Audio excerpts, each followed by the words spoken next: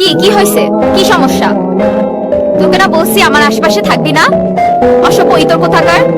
আরেকবার সামনে দেখলে একদম চড়ায় দাঁত ফালায় দিবি। ছ্যাঁচড়া কোথাকার, সর সামনে থেকে।